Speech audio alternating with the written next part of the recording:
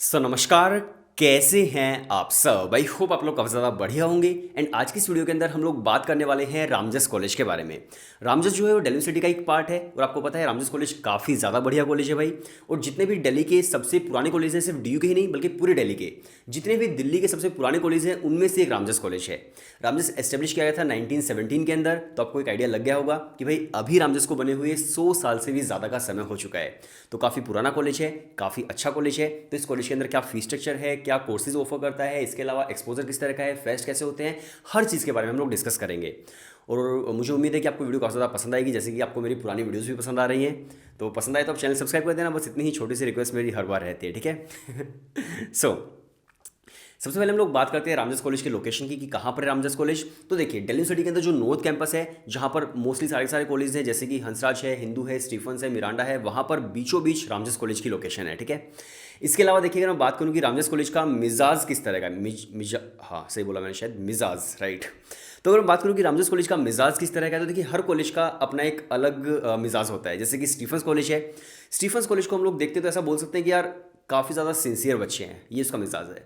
अगर मैं बात करूँ हिंदू कॉलेज की, तो आप बोल सकते हो हिंदू कॉलेज के अंदर पढ़ने वाले बच्चे हैं, सिंसियर भी है, और एक्स्ट्रा करिकुलर एक्टिविटीज़ में पार्ट लेने वाले भी काफ़ी सारे बच्चे हैं। तो ये हिंदू कॉलेज का मिजाज है।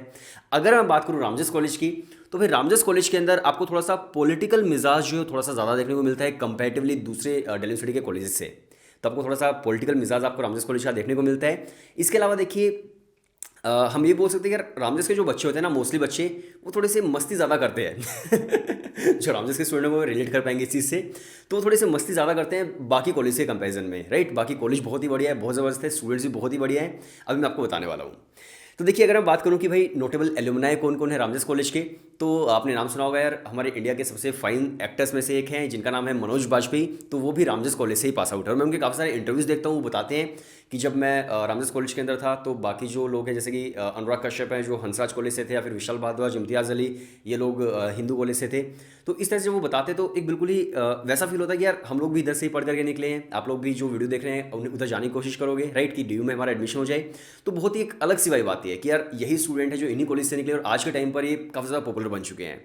तो मनोज बाजपेयी जो है वो रामजस कॉलेज से हैं। इसके अलावा पेपोन है जो सिंगर है, इसके अलावा प्रकाश झा जो प्रोड्यूसर है, विकास बहल प्रोड्यूसर है, इसके अलावा शेखर सुमन है, इसके अलावा सुमित अंतिल जिन्होंने अभी पैरालंपिक्स के अंदर गोल्ड मेडल जीता था भाई जेवलिन के अंदर। जब नीरज चोपड़ा ने गोल्ड मेडल जीता था उसी वक्त पैरालंपिक्स के अंदर सुमित अंतिल ने भी गोल्ड जीता पैरालंपिक्स में जेवलिन में। तो ये भी रामजस कॉलेज से पढ़े हुए हैं। इसके अलावा बाकी जितने भी लोग हैं जो अगर आप नोटेबल एलुमनाई उनके देखोगे तो भाई कोई एक्टर है, कोई प्रोड्यूसर्स हैं, पॉलिटिशियंस हैं, राइटर्स हैं। तो इस तरह के ज़्यादातर लोग जो है रामजस कॉलेज से पढ़ करके निकले हैं और आज के टाइम पर काफ़ी ज़्यादा पॉपुलर है, ठीक है। इसके अलावा अगर मैं बात करूं कि भाई कौन कौन से कोर्सेज रामजस कॉलेज आपको ऑफर करता है, तो जहां तक कोर्सेज की बात है, अंडर ग्रेजुएशन, पोस्ट ग्रेजुएशन आप कर सकते हो रामजस कॉलेज से। अंडर ग्रेजुएशन के अंदर आप मान लीजिए बीएससी करना चाहते हो तो बीएससी के अंदर मैथमेटिक्स ऑनर्स है, स्टैट्स ऑनर्स है, बॉटनी है, जियोलॉजी है, फिजिक्स है, केमिस्ट्री है एंड लाइफ साइंस है। तो ये कोर्सेज आप कर सकते हो बीएससी के अंदर। इसके अलावा मान लीजिए अगर आप बीए करना चाहते हो तो एक तो बीए प्रोग्राम आप कर सकते हो। इसके अलावा इंग्लिश ऑनर्स है, हिंदी है, संस्कृत है, इकोनॉमिक्स है, इसके अलावा फिर आपका हिस्ट्री है या फिर पॉलिटिकल साइंस है, म्यूजिक है। तो इस तरह के जो कोर्सेज हैं वो आपको यहाँ पर आर्ट्स के अंदर देखने को मिलते हैं। अगर मैं बात करूँ बीकॉम की, तो यहाँ पर आप बीकॉम प्रोग्राम भी कर सकते हैं एंड बीकॉम ऑनर्स भी आप कर सकते हैं। तो ये दोनों कोर्सेज भी यहाँ पर ऑफर होते हैं। ये है सारे के सारे अंडर ग्रेजुएशन के कोर्सेज। इसके बाद हम लोग बात करते हैं पोस्ट ग्रेजुएशन की।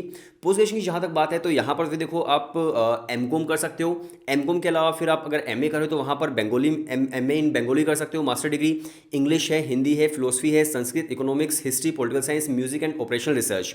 तो ये सारे के सारे कोर्सेज आप कर सकते हैं अपनी मास्टर डिग्री के अंदर एमए में। इसके अलावा मान लीजिए आप एमएससी कर रहे हो तो एमएससी के अंदर भी फिर physics, chemistry, zoology, botany, maths, stats, operational research.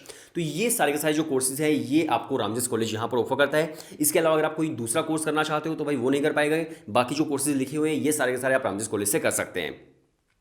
अब देखिए जब भी आप किसी कॉलेज के अंदर एडमिशन लेते हो तो मैं हर बार यही चीज़ें बोलता हूँ, क्योंकि चैनल ही हमारा कॉलेज रिव्यूज़ का है, बार बार यही चीज़ें बोलनी पड़ती हैं, फिर से सुन लो।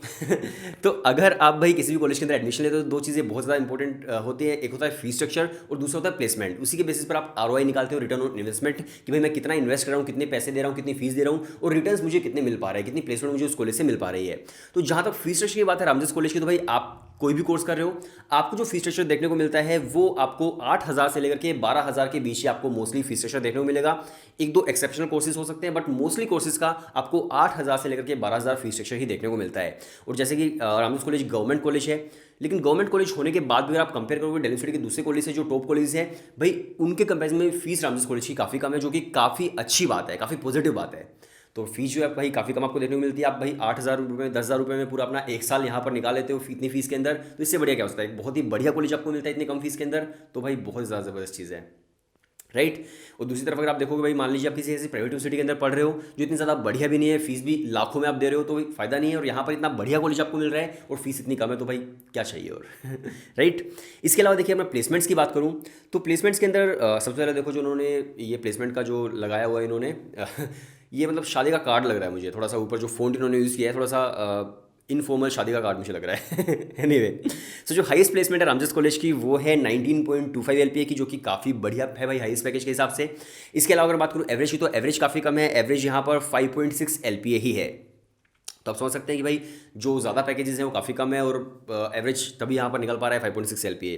इसके अलावा 14 अलग अलग सेक्टर्स के अंदर स्टूडेंट्स गए हैं, जिसके अंदर सेक्टर्स का मतलब होता है मान लीजिए कोई कंसल्टिंग के अंदर जा रहा है, कोई मार्केटिंग के अंदर जा रहा है, कोई सेल्स के अंदर जा रहा है, अलग अलग सेक्टर्स होते हैं, ठीक है। इसके अलावा जो ग्रोस आपका पूरा पूरा पैकेज रहा है, यानी कि टोटल वैल्यू रही है अपने पैकेजेस की, वो रही है 6.86 करोड़ की। जितने भी स्टूडेंट सेलेक्ट हुए हैं 127 ऑफर्स आए हैं, 84 रिक्रूटर्स हैं। तो इस तरह से यहाँ पर प्लेसमेंट रिपोर्ट आपको देखने को मिल रही है। इसके अलावा अगर मैं बात करूँ मेजर रिक्रूटर्स कौन कौन आते हैं, तो भाई जो सभी कॉलेज के अंदर आते हैं वही हैं, जैसे कि डेलोइट है, इसके अलावा डी शो है, विप्रो है, बायजूस है। इसके अलावा एक दो अलग भी हैं जैसे कि टीच फॉर इंडिया है, काफ़ी काफ़ी नाम आपने सुना होगा टीच फॉर इंडिया का। इसके अलावा मदर डेयरी है। तो ये कुछ मेजर रिक्रूटर्स हैं इनके। इसके अलावा देखिए कॉलेज के अंदर इंटर्नशिप्स भी होती है। इंटर्नशिप का मतलब क्या होता है कि भाई आपको जब आप फर्स्ट ईयर सेकंड ईयर या फिर थर्ड ईयर के अंदर होते हैं तो कॉलेज लाइफ में रहते हुए आप एक जॉब का एक्सपीरियंस लेते हो। वो पूरी तरह से पूरी जॉब नहीं होती बट इंटर्नशिप होती है। आप किसी भी कंपनी के अंदर इंटर्नशिप करते हैं और जब आप अपनी फाइनल जॉब लेने के लिए जाते हो तो वहाँ पर आपको CV रिज्यूमे के अंदर आप लिख देते हो कि यार मैंने यहाँ पर इंटर्नशिप की थी, तो आपकी काफ़ी ज़्यादा एक अच्छा इंप्रेशन पड़ता है कि आपको पहले से ही वर्क एक्सपीरियंस है, राइट। तो इंटर्नशिप की जहाँ तक बात है तो भाई इंटर्नशिप भी यहाँ पर हाईएस्ट पैकेज जो था वो 65,000 पर मंथ का था हाईएस्ट पैकेज। इसके अलावा 32,000 पर मंथ का एक एवरेज पैकेज था। तो इंटर्नशिप का पैकेज जो है वो भी काफ़ी ज़्यादा सही यहाँ पर है। सो इसके बाद हम लोग बात कर लेते हैं एक बार एडमिशन प्रोसीजर की। एडमिशन प्रोसीजर क्या होने वाला है अगर आप रामजस कॉलेज में एडमिशन लेते हैं तो देखिए सबसे पहले आपको CUT का जो फॉर्म है ये आपको फिल करना होता है। CUT का फॉर्म आपने फिल कर दिया। CUT का फॉर्म फिल करने के बाद आपका CUT का टेस्ट होगा और जब CUT का आपका टेस्ट होगा तो उसी वक्त या उससे पहले आपके DU के फॉर्म्स भी आ जाते हैं। तो CUT का फॉर्म आपने फिल किया, फिर आपने CUT का टेस्ट दिया, DU के फॉर्म्स आपने फिल किए। इसके बाद आपका CUT का स्कोर कार्ड आ जाएगा। जो भी आप स्कोर करेंगे आपका स्कोर कार्ड आ जाएगा। CUT का स्कोर आने के बाद आपकी मेरिट लिस्ट आएगी दिल्ली यूनिवर्सिटी के लिए। और अगर आपका रामजस कॉलेज के अंदर एडमिशन हो रहा होगा उस स्कोर के बेसिस पर जो आपने CUT के अंदर स्कोर किया है तो आपका फाइनल एडमिशन जो है रामजस कॉलेज के अंदर हो जाएगा। तो रामजस कॉलेज के अंदर जो आपका एडमिशन है वो टोटली डिपेंड करता है आपके CUT के रिजल्ट्स के बेसिस पर कि अगर आप UG के अंदर एडमिशन ले रहे हो भाई CUT का क्या रिजल्ट आपका रहा है उसके बेसिस पर आपको रामजस कॉलेज के अंदर एडमिशन मिलेगा। 12th क्लास की परसेंटेज पहले हुआ करती थी बट अब वो जो चीज़ थी वो अब नहीं है। अब आपको पूरी तरह से CUT के बेसिस पर ही एडमिशन मिलता है। तो ये है एडमिशन प्रोसीजर रामजस कॉलेज का। इसके अलावा अगर मैं बात करूँ हॉस्टल्स कैसे मिलते हैं या फिर हॉस्टल का फीस स्ट्रक्चर क्या है तो उसके बारे में डिस्कस कर लेते हैं। तो देखिए जहाँ तक रामजस कॉलेज की बात है तो उनकी वेबसाइट पे साफ साफ लिखा है कि भाई बॉयज़ हॉस्टल के लिए खासकर जो लड़के भाई दिल्ली NCR के अंदर से जैसे कि गुड़गांव से आ रहा है, कोई फरीदाबाद से आ रहा है, कोई गाजियाबाद से आ रहा है, जो आसपास से आ रहे हैं उनको हॉस्टल नहीं मिलने वाला है। जो दूर से आ रहे हैं वही एप्लीकेबल हैं। तो जैसे आपका रामजस कॉलेज के अंदर एडमिशन होता है देन उसके बाद आपको हॉस्टल का फॉर्म फिल करना होता है। हॉस्टल का फॉर्म फिल करने के बाद जो भी आपका रैंक भी आया होता है CUT के अंदर भी या फिर जो आपने स्कोर किया होता है वो भी मैटर करता है। इसके अलावा फिर आपका एक इंटरव्यू भी होता है जो कि वार्डन लेता है। आपके इंटरव्यू भी देखा जाएगा आपको कितनी नीड है हॉस्टल की।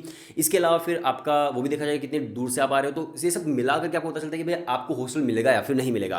क्योंकि देखिए बच्चे जो है भाई काफ़ी ज़्यादा पढ़ते हैं, 5,000 6,000 के आसपास बच्चे कॉलेज के अंदर पढ़ रहे होते हैं एंड हॉस्टल के अंदर सीट होती है भाई 100 के आसपास। तो इतने सारे कंपटीशन हो जाता है हॉस्टल एडमिशन्स के अंदर, इतने ज़्यादा बच्चे हैं भाई, सीट्स काफ़ी कम है। तो इसलिए आपका काफ़ी अलग तरीके से आपका जो प्रोसीजर है वो हॉस्टल का यहाँ पर होता है। हॉस्टल की जहाँ तक फीस है तो ये भी कंपेरेटिवली दूसरे कॉलेज के कंपेरिजन में काफ़ी कम है भाई। रामजस कॉलेज की फीस आपको 40,000 या 60,000 के आसपास फीस देखने को मिलती है। और अगर मैं बात करूँ दूसरे कॉलेज की जैसे कि हंसराज कॉलेज है 84,000 के आसपास फीस है। इंद्रप्रस्थ एक गर्ल्स कॉलेज है भाई दिल्ली यूनिवर्सिटी के अंदर ही, भाई 1 लाख से भी ज़्यादा फीस है उसकी। इसके अलावा वेंकटेश्वर कॉलेज 1,40,000 की समथिंग फीस है। तो काफ़ी सारे कॉलेज है दिल्ली यूनिवर्सिटी के अंदर जिनकी फीस काफ़ी ज़्यादा है हॉस्टल की, लेकिन रामजस कॉलेज की कंपेरेटिवली काफ़ी कम है, 40,000 से लेकर के 60,000 के बीच। और मैं हमेशा बोलता हूँ कि दिल्ली यूनिवर्सिटी के अंदर क्या है कि आपका जो एकेडमिक फीस है वो काफ़ी कम होती है। आप देख रहे होगे यहाँ पर 8,000 से 12,000 फीस है आपकी एकेडमिक, आपकी कोर्स की फीस 1 साल की, लेकिन हॉस्टल की फीस कितनी ज़्यादा है। इसी तरह से एक्जैक्टली सभी कॉलेज के अंदर DU में भाई फीस काफ़ी कम होगी, लेकिन हॉस्टल की फीस काफ़ी ज़्यादा हो जाएगी। तो अकोमोडेशन दिल्ली यूनिवर्सिटी के अंदर काफ़ी ज़्यादा महंगा है, चाहे आप हॉस्टल में रहो चाहे आप बाहर PG लेकर के रहो, अकोमोडेशन महंगा ही आपको मिलता है। इसके अलावा अगर मैं बात करूँ, फिर हम लोग आ जाते हैं फैसिलिटीज़ किस किस तरह की। तो देखो यहाँ पर आपको हॉस्टल के अंदर वही कॉमन रूम मिल जाता है जहाँ पर TV वगैरह लगा होता है, कुछ गेम वगैरह होते हैं 1-2। इसके अलावा मेडिकल फैसिलिटी आपको मिल जाती है, तो इस तरह की चीज़ें मिल जाएंगी। इसके अलावा अगर मैं बात करूँ कि भाई इंफ्रास्ट्रक्चर किस तरह का है पूरे पूरे कॉलेज का ही, तो भाई रामजस कॉलेज के अंदर एक बिल्डिंग है जो मुझे लगता है कि भाई दिल्ली यूनिवर्सिटी के अंदर जितने भी कॉलेज हैं सबसे बड़ी बिल्डिंग है, और वो बिल्कुल लेटेस्ट बिल्डिंग अभी भी बनाई है कुछ टाइम पहले ही, कुछ सालों पहले ही, और वो भी 5-6 फ्लोर की है, काफ़ी बड़ी बिल्डिंग है। तो मुझे लगता है इंफ्रास्ट्रक्चर के मामले में भाई बहुत ही बढ़िया कॉलेज है, जहाँ पर आपको एक काफ़ी बढ़िया बिल्डिंग मिल जाती है, काफ़ी नई बिल्डिंग है, पुरानी भी है लेकिन नई वाली भी काम कर रही है अभी। इसके अलावा आपको लाइब्रेरी मिल जाएगी, स्पोर्ट्स फैसिलिटी है, मेडिकल रूम है। इसके अलावा फिर आपको एक्टिविटी सेंटर मिल जाता है, फिटनेस सेंटर है, कैंटीन है, एम्फी थिएटर है, कॉन्फ्रेंस हॉल है, ऑडिटोरियम है, कैंटीन है। इस तरह की चीज़ें जो है आपको रामजस कॉलेज के अंदर देखने को मिल जाती हैं, राइट। और मैं सोसाइटीज़ की बात करूँ, एक्सपोजर की बात करूँ, भाई बच्चे जो है उनको एक्सपोजर किस तरह का मिल रहा है रामजस कॉलेज के अंदर, तो यहाँ पर काफ़ी अच्छी सोसाइटीज़ भी है, जैसे कि ड्रामेटिक सोसाइटी है, क्विज सोसाइटी है, लिटरेरी सोसाइटी है, डिबेटिंग है, डांस है, म्यूजिक है, फाइन आर्ट्स है, फोटोग्राफी है। तो ये उनकी वेबसाइट पर लिखा हुआ था, लेकिन मुझे लगता है कि इससे भी ज़्यादा सोसाइटीज़ होंगी, क्योंकि अक्सर कॉलेज के अंदर भाई आपको 20-20, 25-25 सोसाइटीज़ देखने को मिल जाती है, बहुत ही जनरली मिल जाती है। तो यहाँ पर भी बहुत ज़्यादा होंगी, लेकिन वेबसाइट पर इनके सिर्फ और सिर्फ यही 8-9 जो सोसाइटीज़ है वो लिखी हुई थी, बट यहाँ पर आपको मोस्टली काफ़ी सोसाइटीज़ मिलने वाली है, ये मैं आपको लिख के दे सकता हूँ भाई, पक्का होंगे यहाँ पर, ठीक है। तो इससे अगर रामजस कॉलेज का एक्सपोजर है और फेस्ट वगैरह भी होते हैं तो काफ़ी सही रहता है, काफ़ी मज़ा आता है। मैं एक बार गया था जब MBA बंटाई वगैरह आए थे। ओवरऑल अगर मैं बात करूँ भाई, पूरा पर्सपेक्टिव मिला करके अगर मैं बात करूँ तो भाई रामजस कॉलेज बहुत ज़्यादा बढ़िया है। अब मान लीजिए अगर आपको ये जो टॉप कॉलेज है जैसे कि लेडी श्रीराम है, मिरांडा है, या फिर स्टीफंस है, हिंदू हंसराज है, KMC है, इनके बाद अगर आपको कोई भी चूज़ करना हो भाई रामजस कॉलेज आपके लिए बहुत ही ज़्यादा बढ़िया रहेगा। अगर टॉप 10 कॉलेज की आप बात करो दिल्ली यूनिवर्सिटी के अंदर, तो टॉप 10 के अंदर भाई रामजस कॉलेज डेफिनेटली आएगा ही आएगा। और बहुत सारे स्टूडेंट होते हैं जो डायरेक्टली सोचते हैं कि रामजस कॉलेज छोड़ कर हम किसी दूसरे कॉलेज के अंदर एडमिशन ले लेते हैं। तो भाई आप पहले एक बार इवेल्युएट कर लीजिएगा सभी कॉलेज को कि कौन सा कॉलेज किस रैंक पर आ रहा है आपके हिसाब से। और रामजस कॉलेज मैं जरूर कहूँगा कि मतलब कंसिडर जरूर करना, बहुत ही बढ़िया कॉलेज है। और बाकी यही था सब था रामजस कॉलेज के बारे में। अगर आपको कुछ और जानना है तो आप मुझे कमेंट्स के अंदर पूछ सकते हो। अगर आप जानना चाहते हो कि नेक्स्ट वीडियो क्या आने वाली है, वो भी आप कमेंट्स के अंदर पूछ सकते हो। आप बता भी सकते हो कि भाई नेक्स्ट वीडियो क्या होनी चाहिए, तो हम लोग सभी के कमेंट्स को कंसिडर करते हैं। बाकी चैनल को सब्सक्राइब कर दीजिए, छोटी सी रिक्वेस्ट है, और मिलते हैं नेक्स्ट वीडियो के अंदर। तब तक के लिए बाय बाय एंड टाटा।